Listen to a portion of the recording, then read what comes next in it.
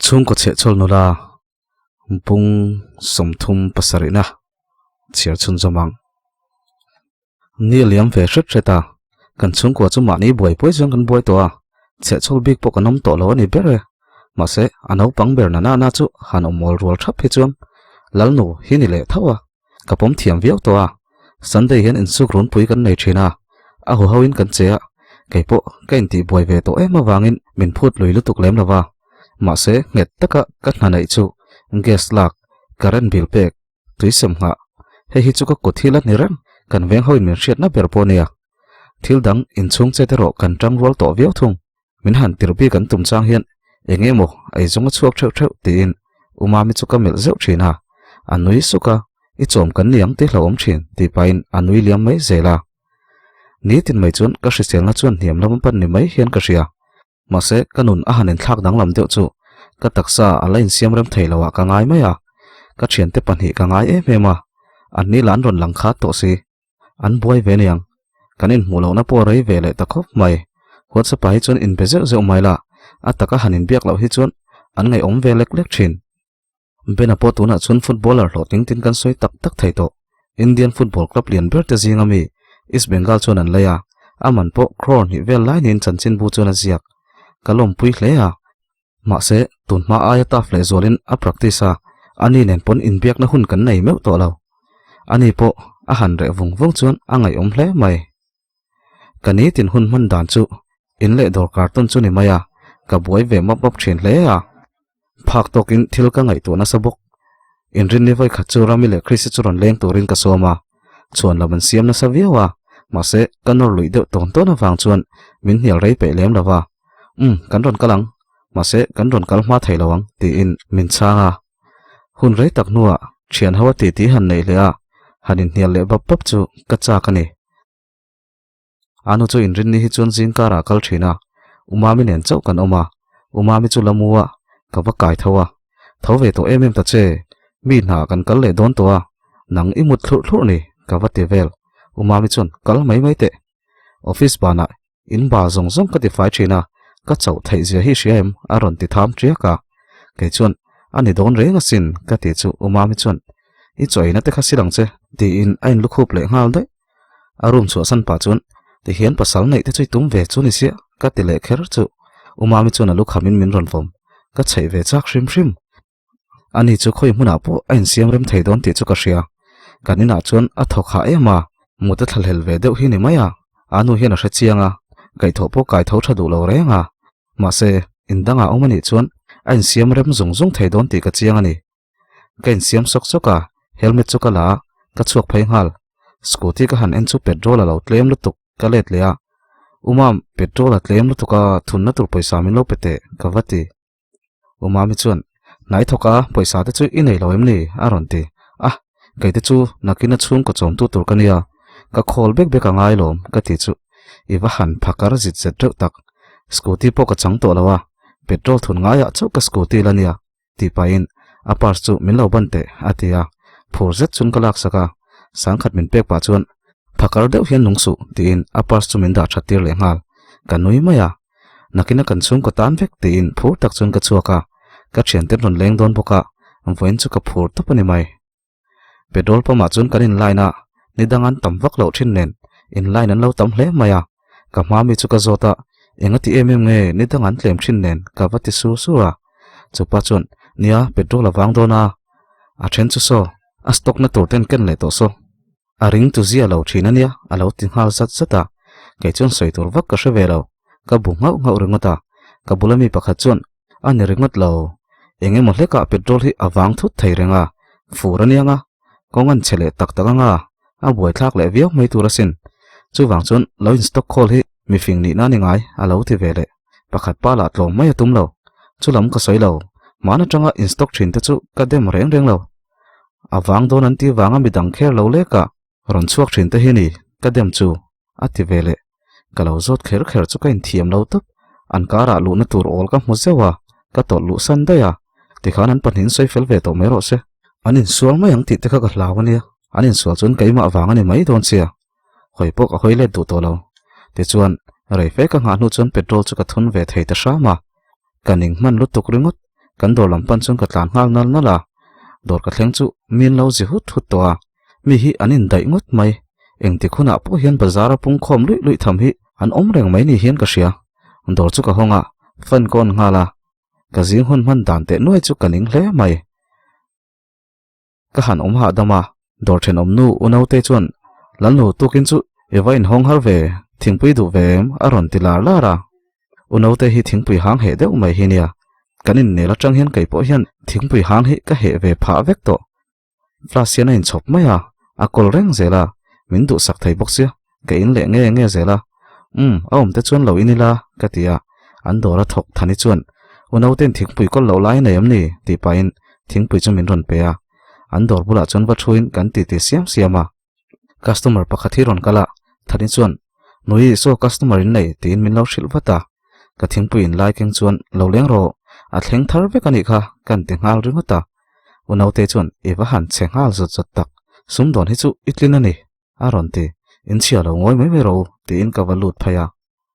phai khok lampang em ni tin ka zot vata o kan en vel chin mai mole en thla shun mel tak chuan tia lo en ro tuna kan kol ri chu khang kan da chu hawang khani mai tin ka shil mol mula pakhat chu en le vung thina hei hi du deuh em ni ka ti chuan o ma se a lian lu tuka a ti supa a size ta chu om kim ve kalom eng size ngai bun tin ka zot vata ti chuan a phei khok size ta chu min shila room le lama mi chu ka wala chutia kan in bun tir boi lai vel tak chuan krisi ron lang hlol nuam hi wa han ti hor tak aron ti lut ngal kai chuan te ngota che lo thuro tin ka hui zawa chupa chuna bun tok chi a aman po chu eng ma sei sel lo ala ngal topa mi pain min dor hian anuam ber mai aman kan chiarang ang hian an la deuh ngal topa nu hoin min dor ve hi chuan sok phiar tong in nela tul chang atam thin chupa chu chuaka krisinen chuan kanin ko chung hi ni mai krisi chuan oi ivan chiai cher top ushiatanen inin thenem ni aron tingal kei chuan ringota ateu lo lutuk thil ka ei the lo lutuka chuba ka kapiriat mumal lo hi niang hei thlani don kapiriat lo to ka ti chuan tunma poni ni thin thawa I cher pha pon ka shelo ati ve maya nia ma se tun tum chu thil hi ka ei thei lo ni top mai anu te la hi an ma ni to kan boi sia eng ma kanom lo vel hi ka soi du bok si lo umami pasal nei tur nen mo ril ruwa hian sumba khi lang lo reng ka ti chu krisi chuan ma na tang ai ni dan sa reng alom tun ma pon poisa ba ki ngai to hlai nem tun ma te chu ni ngai to tam te chiam lo ni maya tuna chu ni sum ngai to po tam deuh tong chu tin nui suka krisi chuan a shim offer te khai da ve mo ka tia ati zum ha zota da ve kha ka play ngai lo lutuk room le lama so na omaniang ven chin ro ka tia offer chu va phora gaming la chu play ria ya ko pa chuan anin kar chu min shil to thawa ma se Chris ka tang chuan engma kala shalo aman soi kher chu la ti lo chuan zo cho kher po ka tum bik chuang lo a soi hun ka ngak deuh to pani mai dar som pakhat vel chuan rami ron thleng vele kum tam takin mu to lo ang mai min ron mu chu aron aw chia ma ke ni po kan lo tre ve ngal chu la kan dor then oma an naw thani chuan min lo en du hle a mak min ti mel lutuk nia kan tan chuan thani don in humi lo hanom chu a rei ve e mani soitur kanin chu hi ni bera kan resort zot mai ni rami chuan college san chin te min shila rem thang point min lo ngai ve ve waniang min lo soi ve reng hi nia hanin mu lawa hanin biak lo tak wanga chuan rem thang te po an ngai om ve to mai lo clasin kal le huna min lo biak nge ro kan dor te po hi ron hu ve ro se tin ka shil ve luama te chuan man lai soi chuan kan ti tia kan ri dar dara kan hlim tlang hle a unau te churon phain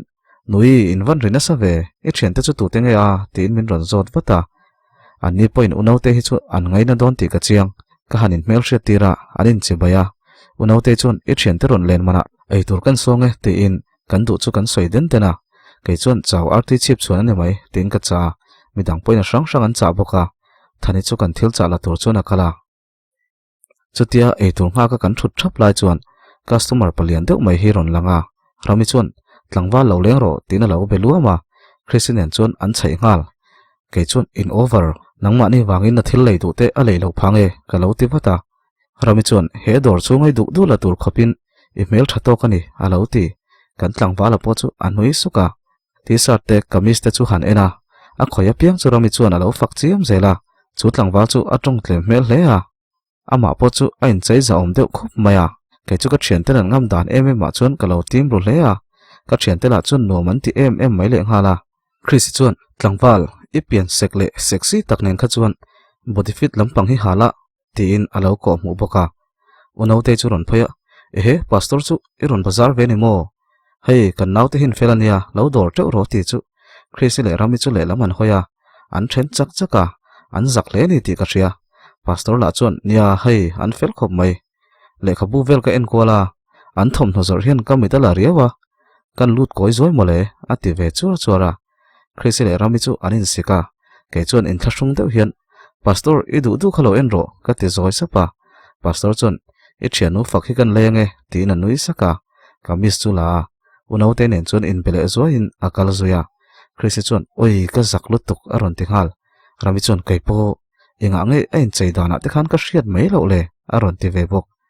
unote chuan enge nia hriat thim lo mel tak chuan atia ke chuan in pastor kha an lo chhai chiama an zak le nu no ni kha ka ti chuan unote chuan a haw lutuk aril ru zau sin kumina ron om thar chu ni kha ala nau pangte mai ania a soi zo rual chuan rami chuan bial nu na yem alo ti le ngal unote chuan no pui nei ve tra to nui var chuan atia an dor lama chuan a phei le a ke chuan mai chana pastor sexy ti ma saber tuin yanga ka ti chu an nui ringot Chris chuan pastor vesi Jim hankal tina kiai suka kan nui ho dar dara kanai tur cha chu ron thlenga unote ti chun boido wangin an dor laman aya keini po kan dor lama kan aya aman pe kan tumpo chuan unote chuan adu tlat lawa kan han ai chana ke i lei thelo amom chu ka ti thei thlot lo ani ber artui ka ei chia chu ka uak deuh thuta dustbin lampan chuan ka tlan ngal rami chuan min ron boi pui ngala enga tinge inhom som lo mi tin ka chala ron tom ngal ke chuan nuam some tun lai hi thil ka ei thei hlol lo ka ti maya ma se tuite kan ina tlem chu ka ei luya ka dan chu rami po chu ka hrila rami chuan in entiro chu tiang ringot i taksai na tur lu tukang nai thok ve na sa to boxia ati ve siama Chrisipon adik chia mai in entir ta hi i hre ngang sia ti hian tur dam le thakang chu alo ti ve poka thil te ka nei zon hu chuan rami chuan RC abia RC chuan a ron lam koi dona an ni chu anin koprem chho zel ani mel rami chuan Chris tunlai in thalo em ni tina zota ka zo ngam lo ma se ka hriat chak si zo chu kalau ka hawa Chris chuan kanin thenalom a buai thlak e mai hun nei danin rol thei si lo in mu khat si ngai tu na lu ave ting tak box ya in then top mai hi a fu zokin ka ria ati chuan ke chuan i tuar mi lo em ni enga nge engmai soi lo ka ti chuan rami chuan dik chia mai zot lo phei cheila chu engma kan hredon lo ni chu ivan zep thei ve lom lo mel tak chuan atia Chris chuan nia han soi chu kher kha thul ka ti lo lom heng ril runa te hi chu ni vai tama re ve mai lom chu lawa mani to ka kan buai ve to sia hanin biak buai reng te po hi ain thrasun nom na chin hi om ve a ati chu ka ngai to na kal thui hle maya kan upatel tela kanin thian na hming che chuang ho si lovin thian kan ni na anga kanin po na thin lungero zoi in a chezel chongani hi nia ni na le na te hian kan duai mo du loimo min na then sang don tho chungvel ngai tua ka ngoi wang lai chuan rami bok chuan tuna tang chuan engma zep to su thian kan nia kan phak to ka chuan kanin puizel turalom kan buai to sia ti mai khovel buai nuaya hian kan dam chungin kan buai rang don ati chuan rami tong kam chuak chu ama tang chuak ni om lo takin apui tlinga kai po chuan rang se thian adik che tunma angin kanin mutam thailo ni point ngai thaturin kan oma har satna han sei chuate hian kan thoveng ve nia kalo ti ve poka Chrisipo alo bu ngawa ti chuan dora chun dar thum vel thleng chunom ve a bena kan kola ani po a practice na saboka a thunga maya rami chuan thu deuh mala i hlo tam tholom i ron hole hun chu mun nuam to ka min dai naut pui ve tong che ron in la selep reng su ati ngal bora ke chuan adik chi bial nu model nei tang hian a chapau tlat kalo ti ve boka bena chu nui hak haka kanin biak lai chun RC po ron thlenga Christian chun an lo ti mela rami bok chuan benan he na chuan in khel an na tur ticket min tum sak don kha kan kal na tur nen aron tile bena chuan nia ma se ka ho sak le zol huna atidaya rami chuan I phakar ni chu sang sang I chuan ti se I tum sak le nga lang atile bena chuan final te kan lut ni chuan in ron en don ania atia kanin biak chu kan ti topa anni po ai rong bolan ngai dona wangin an ho chia chu kan dor level chu mi kal so in phumur mo ma se are duk hian ka ria ka thian te hi chu an ri phor takna an bula kha ha dam thla ka ti ni huna kal ve zela zan kha chu anu te chuan ka choi theilo lutuk chu min ngai tu dewaniang nom lo na ka nei le nei lo min zota kaum dan vel chu soin ka period mu mal lo thu te chu ka hrila damdo in lamain check up tur chon min tia kano pante ta tangin damdo in kal hi ka she em thina tun tum po ka peilo tak zet ka uak le that thin chu umami chuan nang te hi rai rewe muni min tia ke chuan oi om lo lutuka ti in kanui maya anu po chu lo nui ringota ma se chu tianga soita ka chuan keima ber chu ka ngai thalo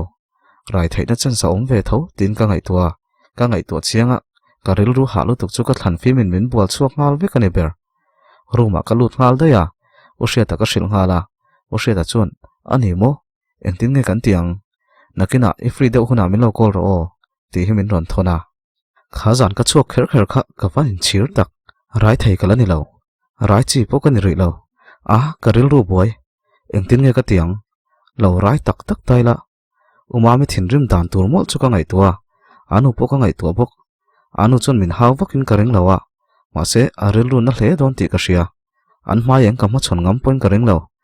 umami te nei don borok nen ka han lak lo bik tak ka ngai tua na wang chon ka a thei mai don chungte ruma an lu nu chon pona chon ka chuak ru dan dana o sheta chu ka kola kom dan te chu ka soya o sheta po chon yom dan atang chon ani ve thei tho mai tin khazan atang chut khan alan chu hun om chu ni ve to box setro ti in ril ru ha mel tak chon thokan la hala ke chu buk ngau pain ka ti thei tro ka kan ngoi le data ma se ushiat period mis thlai chu ka nei ve zewa ka ti chon usheta chon chu tiang ani chon tunami anga thil ei theilo lok chok ang chi heni om nga em min tinghal wata ai tin ka chang box si soizel tura wangani ngun taka ngai tu chuan ka om dan chuan thil pakhat che kok toin ka ria umami soyangin karai nge ani karing thil sang ka ngai tu na salut tuka ka buai zo vek kan ngoi dun wanga soi tura wangani usheta chuan engponi se kan thil ti sol to chu kan ti sol ania amo kan phur tur ani pregnancy test nai photla engkim chiang se kanom zel dan tur kan ruam man don ania atita ma se ka hlau thong ani rai thei kani lo ka ruam man na zong umami pasal nei ka ti buai tur te anu ka khongai bok ka van tak tin keima le keima chu kain dewa ka tot up mai ka thian te po chu kala shil du lawa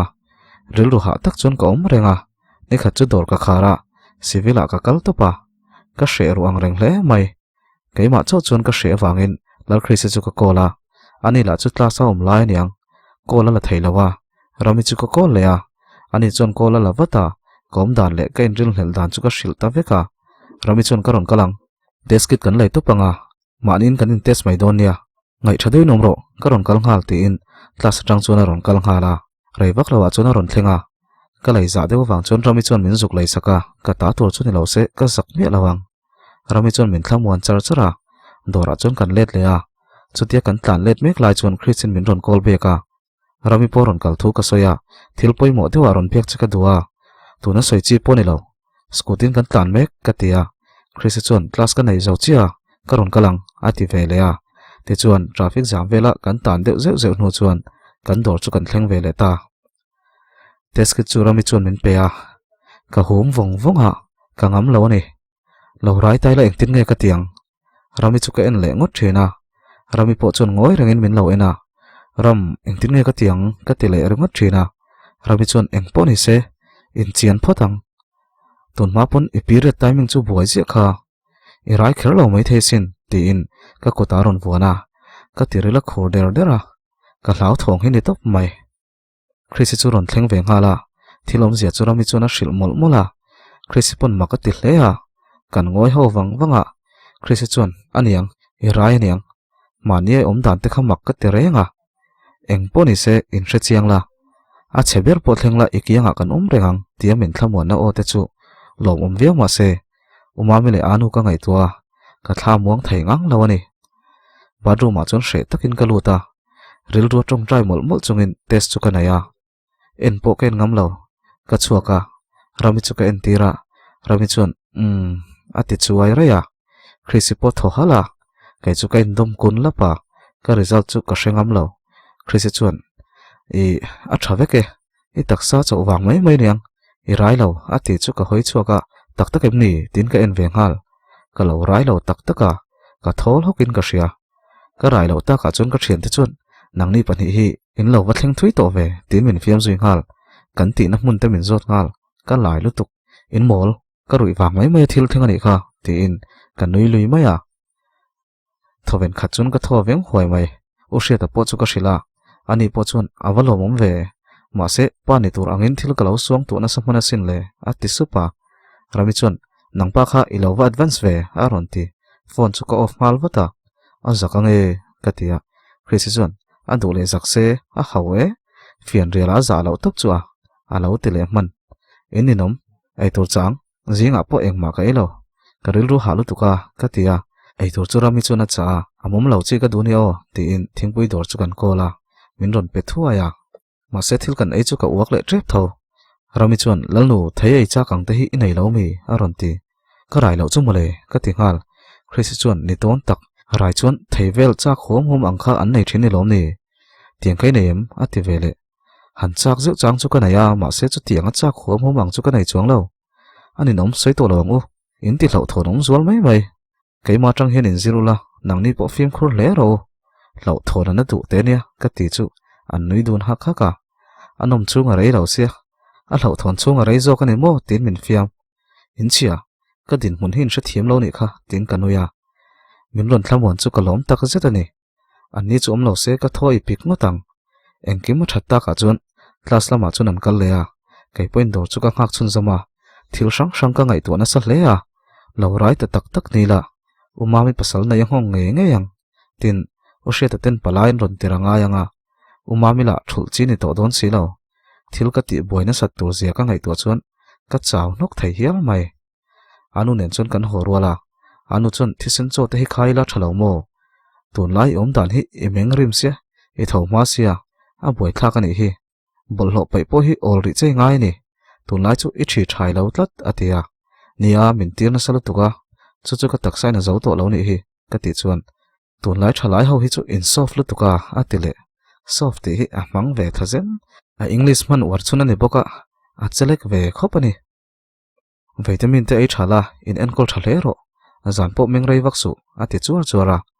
umami pasal tur upe ka churon lenga kan dor chungchang te min zotin latluan lo te min zota ka income te min zota min enfel pui boka ka lok zel thei dan tur te chu min soi pui luama ka hrisel na pan ri em wang chuan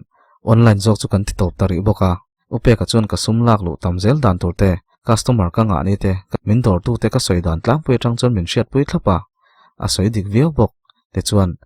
dor ka kalpui zel dan tur te umami nen chuan min hrilin kan ti na sa hleya chu tianga kan ti lai chuan a pi te na tang chuan chompe ui rimaron nama ka pumaron pam ngal rang lu tukin katlan chuaka ka uak tuara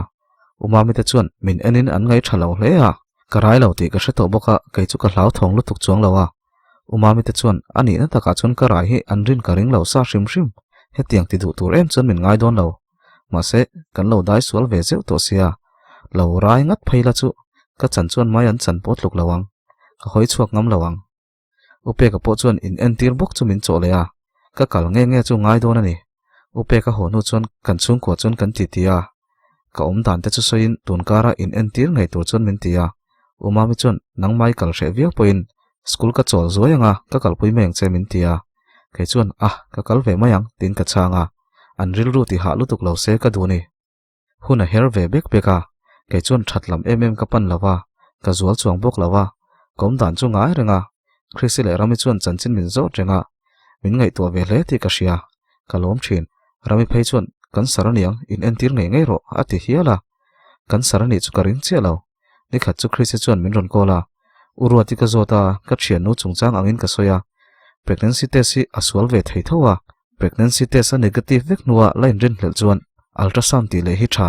achan po in enkol dan tura hriat theinan naw lo pai rang chunga naw pai lo ang me treatment kalpui te khan nu le naw in an tur theilu tuka chutiang chu anom palfo mai an tia I hre vialo chuan ultrasound chu kan ti tir done mani le chuan doctor te pon enkol dan tur chen hrianga I zun kong lam te pon I thei boka rami soi dan taka kan sar te po chu I lo ni thut thei ti in anui ar ara ke chuan nia kan ti don ania ma se kan sar chu ka du mi alo ania ti in ka uang ve boka ma se chungri lai ro lo thon na lian taka om reng thung in rin ni chuan rami le khrisi chuan dormin nga puyan tuma ma se kanin hong har dona dam do in kalphot chu kan tuma anu te bula chuan kanin entir tum dan tak phai chu kan soi du lem chong lawa ultrasound ti tu chuan kan kalta a ke chu ka hlau thong le le a rami le khrisi chuan min thlamuan char chara o sheta po engkim kan tum dan zong zong chu ka hril veka dam do in kota kan om lai te chuan kanin berenga phone atang chuan min lo thlamuan ve renga engpoi chunga thlengse ka hmangai chia chanchin min lo hril watang che chuan in enkol thalero I tan kom rengania ti in ral khat atang chuan min lo fui ve siam siama ka hlau thong lu tuk chu rami le khrisi chuan fiam thu thoin min lo ti hliman tum ve reng boka ma se ke chu ka thoveng thei chuang lo reng reng ti chuan ka huna thlenga ka baluta test chu kan nei ta ka result ka hria chu om ngai na ka hrelo engtin nge ni thei naw chu ka lo pai ngei chu ni in ka tliak no phini mai ka thian te chuan min thlamona doctor chuan ka ti tlak mai hlaw aniang min fui ve char char boka engtin nge ka chung te ka ma chunang umami ka ta na engkim hlan ral vek tu pasala nei ve dona boina lian tak ka thlen tur te chu ka ngai tua om dan ka thiam lo doctor chuan dam doi te min chuwa ka thian te chuan engkim min boi pui veka ke chu ka lak tlak lo mumang ang ruai hian ka omani mai o hriat a biak na chang po ka hrilo dora chuan kan ho phaya thil ka ngai tu na salu tuk chu eng ber nge ka ngai tu ti po ka hrilo hiala ka thluak chu enge mo boi noi hian a vir kwal char char ni berin ka hria ngai tu na mumal ka pu theilo ka ho huna engtin nge kain soi fiang ka zoi veka tu na ka chak ber chu khuk chem chema khuk ral dei mai chu ka chak ber ani umami du thu samangin puitlin lam ka pan ve me ka sin le thil lian tak ka ti sualani ma se ka thian te chawin an la thria ro man na kan siam angai ni ole ka ti zong kha lo ni le ri phot ro se ngai thatu te zong zong chunga ka lo me te chuan in ngai thak zo chuan min lo comment sak thau turin ka som cheu like comment in pe chuan min lo share sak le theu do nia